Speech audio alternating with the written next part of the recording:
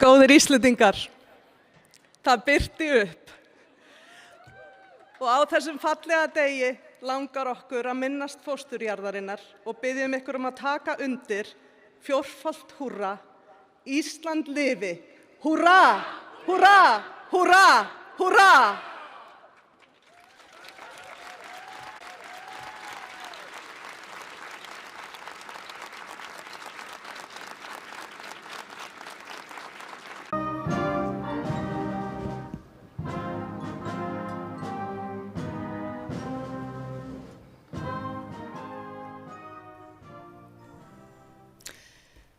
Halla Tómasdóttir, forseti Íslands, til hamingju með daginn. Takk fyrir. Þú stendur á tímamótum, ert að taka við nýju embættið, þú ert 7. forseti lýðveldisins. Já, hvaða væntingar hefurðu til þessa embættis? Mér langar til að vera forseti sem að valdeflir sem flesta til að taka þátt í þessu samfélagi. Og ég segi stundum söguna, Jóhanna, frá því að ég var 7 ára gömul og íslenska konur ákvaða að vinna engin störf þann dag og ekkert gekk upp í íslensku samfélagi. Og ég spurði eina systur mömmu, þetta var afmælisdagur mömmu, af hverju þær væri ekki að störfum, af hverju bræður þeirra og eiginmenn þurftu að sjá að uppvarta og uppvaskið. Og þá sögðu þær mér að þær vildu sýna að þær skiptu máli. Og ég man ennþá þessa tilfinningu frá 7 ára aldri, hvernig ég fann fyrir því í brjóstinu að mig langaði til að skipta máli. Og síðan eftir áratuga reynslu að vinna með fólk og allan heim hef ég áttað mig á því að það skiptir okkur öll miklu máli að gera gagn og láta gott af okkur leiða. Þannig að ég vonast til þess að vera forseti sem að hjálpar okkur sem þjóð að koma saman, vinna saman, tala saman og horfa til lengri tíma hvað næstu 80 ár á Íslandi eiga að snúast því að við erum 80 ára gamalt lýðveldi í ár. Hvert stefnum við og hvert viljum við halda sem samfélag og ég held að forseti geti þar spilað mikilvægt hlutverk. Hefur þið haft einhver tök á að undirbúa þig fyrir embættið á síðustu vikum? Já, auðvitað hefur maður hugsað alveg frá því að maður gaf kost á sér og í mínu tilfelli þá hef ég gefið kost á mér áður og ég hef hort á þetta embætti lengi og velti fyrir mér hvaða hlutverki það gegnir í íslensku samfélagi lengi. Og auðvitað frá kjördegi 1. júní hef ég verið að hugsa það. En það verður að segjast eins og að mikil vinna fór í að undirbúa daginn í dag. Þannig að ef við ekki að segja að ég eftir margt ólært og ég sé spennt að vinna með samstarfsfólki og ólíkum aðilum allt samfélag að því að móta hvernig við getum virkjað embættið til góðs. En eitthvað svona sem hefur komið þér á óvart eða eitthvað sem þú hefur lært af sem að þú vissir ekki? Það reyndar margt, já, sem að hefur komið á óvart og ég held að það muni halda áfram að koma á óvart. En ég er lærdómsfús. Ég held að ég hafi yfirleitt hætt frekar í verkefnum ef að ég er hætt að læra og ég sé að í þessu verkefni mun ég læra á hverjum einasta degi eins og Guðni hefur sagt eftir sína 8 ára forsetatíð. Þannig að það mun koma mér eitthvað óvart væntanlega á hverjum einasta degi en ég er mætt til leiks til að læra. Auðmýk gagnvart því að þetta hlutverk er fyrst og fremst þjónusta við hagsmuni Íslands og Íslendinga og þess vegna þarf ég ekki að hafa öll svörin. En ég ætla að reyna að vera forseti sem er duglegur að spyrja góðra spurninga og vinna vel með öðrum. Þú hefur líka talaðir um það í ávarpinu hér fyrir í dag að það væri lítið traust í samfélagið og þú áréttaðir það hérna í ávarpinu og að margir hafi misst tiltrú almennings og það hafi valdið ákveðnu sinnuleysi meðal kjósenda. Hvernig sérðu fyrir þér að þú getur breytt þessu eða haft áhrif á þessa þróun? Ég held að traustið sé stærra heldur en bara að tiltrú kjósenda hafi minnkað og sérstaklega kannski ungu fólki. Ég held að trúin á viðskiptalífið, trúin á fjölmiðla, trúin á ýmsar stofnanir samfélagsins og traustið sé lægra en áður hefur verið. Og ég veit bara um eina aðferð til að byggja traust og það er að tengja fólk saman og tala saman og hlusta á hvort annað og sýna hver öðru virðingu, setja sig í spor annara, að vera nálægt hver öðru því að dómharkan er auðveld þegar við erum langt frá hver öðru.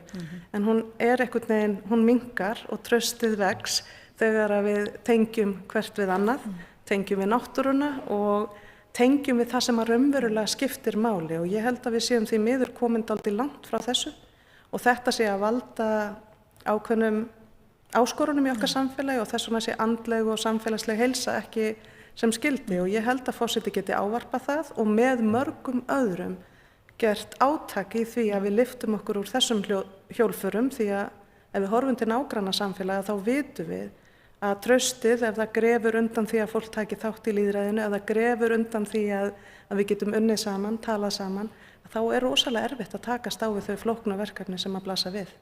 Ertu bjartsýn á að hafa erindi sem erfiði? Já, ég tilenga mig viðhorf sem að ég kalla þrjóska bjartsýni sem þýðir að stundum vakna ég á morgnana eins og aðrir og horfi á stöðunni í samfélaginu og stöðunni í heiminum og get alveg fundið fyrir því að það verði yfirþyrmandi.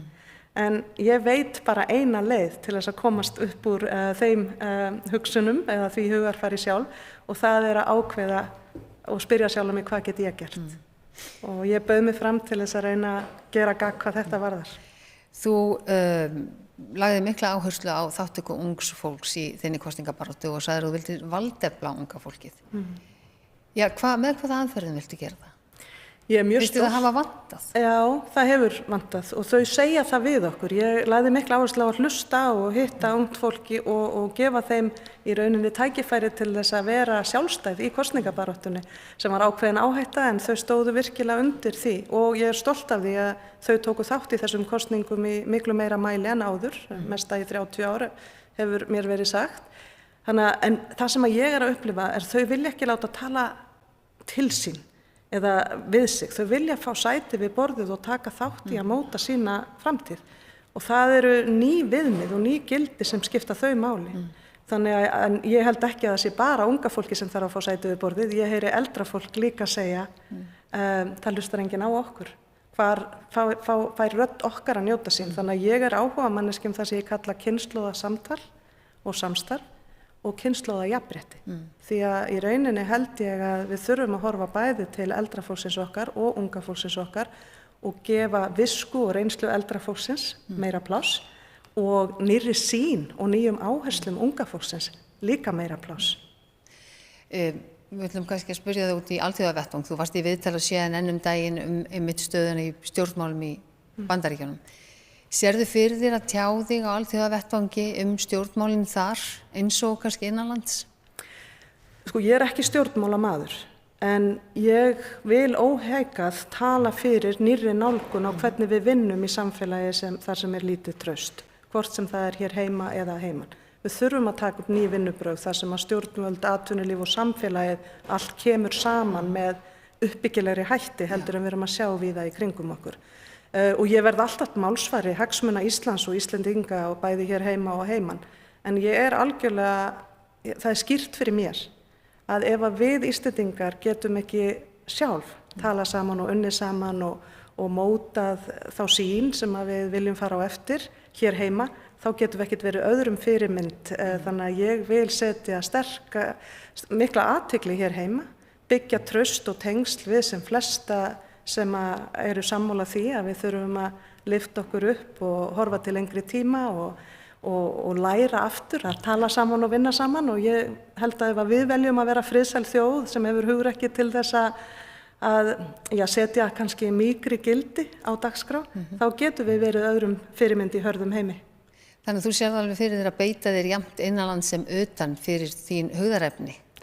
Já, því ekki, en því að þetta embætti er að mínum að þetta ákaflega mikilvægt fyrir hagsmuni Íslands í samfélagi þjóða. En við getum ekkert beitt okkur erlendis nema við getum staðið okkur vel hérlendis.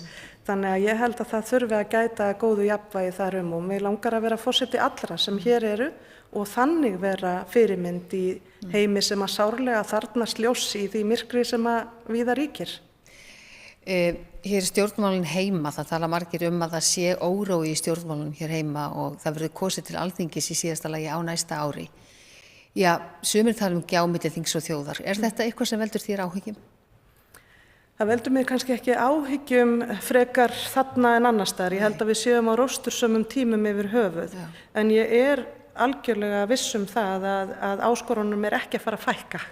Við erum bara á þannig tímum að áskorunni hérna innanlands og á heimsviðinu verða fleiri. Þannig að ég held að það geti skipt máli að vera með forseta sem vill byggja brýr, vill hjálpa fólki að koma saman á á nýjan og uppbyggilegri máta heldur en við kannski höfum séð síðustu misseri og ég vona að ég geti lagt mitt að mörkum þar.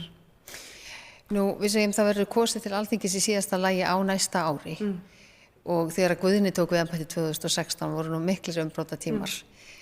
Já, eftir kosningar að þínu mati, hver á að fá umboð til þess að mynda ríkisstjórn að þínu mati?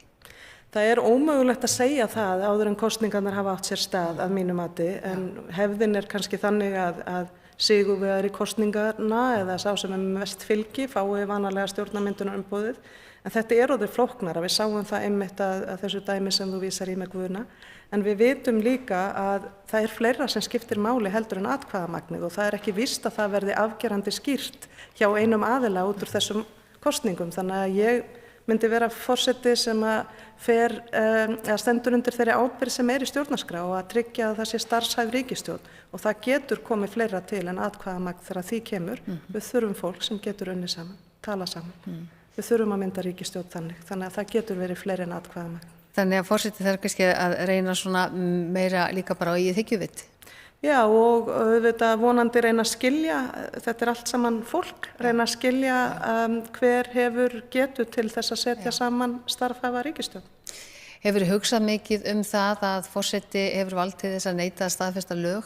Finnst þér, er það eitthvað sem að þú hefur hugleitt? Það er óhjákvæmilegt að hugsa það því þessar spurningar komu svo mikið upp fyrir okkur öll sem gáum kost á okkur í vor.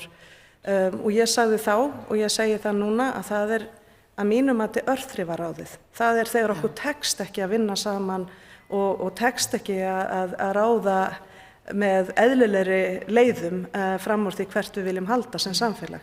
Ég ætla að leggja alla áhersluna á að reyna að leiða fólk saman til þess að leysa þau mál áður en til þess kemur að þurfa að setja lög í þjóðaratkvæðagreiðslu. En ég mun ekki óttast það ef að til þess kemur. Guðni sagði í viðtali við okkur í gærkvöld og hans síðasta starfsdegi að starfið væri kannski erilsamara heldur en hann hafði gert sig grein fyrir og sviðsljósið væri meira. Ert þú og því fjölskyldan reiðubúin? Ég veit ekki hvort að nokkur getur verið alveg reiðubúin fyrir þetta hlutverk og Guðni sagði það nú líka við mig en ég hef alltaf unnið mikið og ég mun ekki kvenka mér undan því að vinna mikið. Og þetta með sviðsljósið auðvitað ekki endilega ástæða þess að fólk gefur kost á sér í svona störf og jafnvel er það að verða ástæða til þess að sumir gef ekki kost á sér til þessara starfa á opinberum vettvangi og það er eitthvað sem ég hugsa mikið Þannig að eigum við ekki að segja að ég sé með breitt bak en opið hjarta og ég ætla að reyna þurfa ekki að byggja upp þykkan skráp til þess að standa þessa vakt og ég vona að Íslendingar haldi áfram að gera það sem Guðni einmitt talaði í viðtali sínu við þig að leyfi börnunum mínum og jafnvel eiginmanni mínum og okkur sem fjölskyldu áfram að vera fólk, vera manneskjur. Já, og þið ætlum að búa á Bessastöðum, ekki satt? Við ætlum að gera það. Leið og Bessastöðir eru tilbúnir til að taka við okkur, þá flytjum við þangað. Börnin eru reyndar á leiði sitt síðasta ári í háskólanámi, þannig að þau væntanlega verða fyrst með okkur þarna jólin, en við erum spennt að flytja á Bessastöði og lögum til að verða álftnessingar. Já. Halla Tómasdóttir, forseti Íslands, það er 1. ágúst og morgun er 2. ágúst. Hver verða fyrstu embættisverk Höllu Tómasdóttir? Já, við ætlum að vera viðstödd setningu þjóðhátíðar. Hún er sett í 150. sinn og þjóðhátíð var haldin fyrst þegar voru 1000 ár frá því að byggð hófst á Íslandi árið 1874 og þá var hún flakkað hún víða land en hefur nú lengi verið í Vestmannaeyjum og þar koma kynslóðirnar saman sem að mér finnst eitthvað alveg einstaklega sérstakt og mikilvægt. Þannig að við ætlum að vera viðstödd setningu og kvöldið ætlum við í Borgarnes þar sem úrlingalandsmótið verður sett og þar koma einmitt kynslóðirnar líka saman til að huga að heilbrigði líkama og sálar og þannig að það eru 2 embættisverk morgundagsins að gera það sem ég sagðist alltaf ætla að gera, að reyna að hitta fyrir, hlusta á og styðja við ungt fólk og samtal og samvinnu á milli kynslóða. Og einmitt eins og þú sagðir í ávarpinu síðar í mánuðinum þá ætlið þið að fara á Ólympíuleika fatlaðra. Já, ég er dóttir þroskaþjálfa og það er einstakur heiður að við fáum að fylgja keppendum okkar á Ólympíuleika fatlaðra í lok ágústmánaðar. Og svo tekur auðvitað bara við Jóhanna að hitta formenn flokka og ráðherra ríkisstjórnar og fulltrúa félagasamtaka og unga fólkið sem að meðal annars kemur á Bessastaði í kvöld til að fagna og fyrir okkur hjónin að sýna þeim þakklæti því að sjálfboðaliðar okkar voru ungir og fjölmargir og við fáum að þakka þeim í kvöld. Þannig að unga fólkið er fyrst til að koma á Bessastaði. Halla Tómasdóttir, takk kærlega fyrir spjallið. Takk sömuleiðis.